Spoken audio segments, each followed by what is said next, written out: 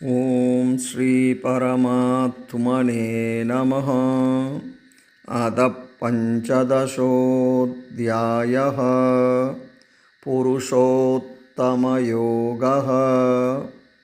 ஸ்ரீபகவானுவாச்ச ஸ்ரோத்ரம் சக்ஷுஸ்பர்ஷனம் ச ரசனம் घ्राणमेव च அதிஷ்டாய மனச்சாயம் விஷயானுபசேவதே.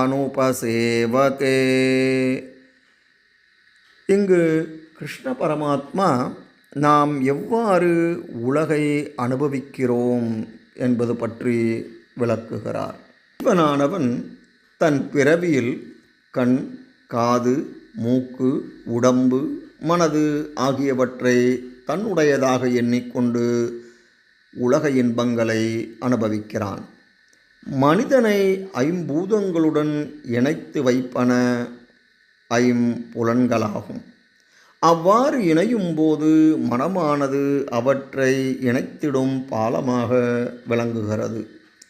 நம் வினை பயன்களுக்கு ஏற்ப நம் உடல் துன்பமோ இன்பமோ துய்த்திட இந்த ஐம்பொறிகளை மனதை இந்த ஜீவன் ஒவ்வொரு பிறவிதோறும் தன்னுடன் தக்க வைத்து கொள்கிறான். இந்த வாழ்க்கை நாம் தேர்ந்தெடுத்தது என்ற கருத்து இந்த வாழ்க்கைக்கு மட்டுமல்ல, உயர் வாழ்க்கையை நாடுபவர்களுக்கும் மிக முக்கியமான உண்மையை சுட்டிக்காட்டுகிறது.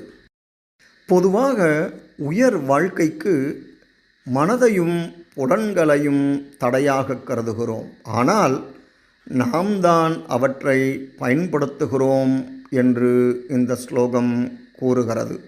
அதாவது நாம் தான் தடை, அவையல்ல. மனமும் புலன்களும் உலகை நாடி ஓடுகின்றன என்றால் அடக்க வேண்டியது அவற்றையல்ல.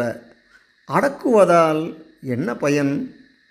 நாம் நம்மை மாற்ற வேண்டும். இங்குதான் பற்றின்மையின் தேவை வருகிறது. சுகம் என்பது இவ்வுலகில் இல்லை என்பதை நாம் உணர வேண்டும். நமக்கு உலக இன்பங்கள் தேவையில்லை என்றால் மனமோ புலன்களோ அவற்றை நாடாது. ஏனெனில் அவை நமது கருவிகள் மட்டுமே. இதை புரிந்து கொள்ளாமல் மனத்துடன் போராடுவது பயனற்றது என்கிறார் கண்ணபிரான்.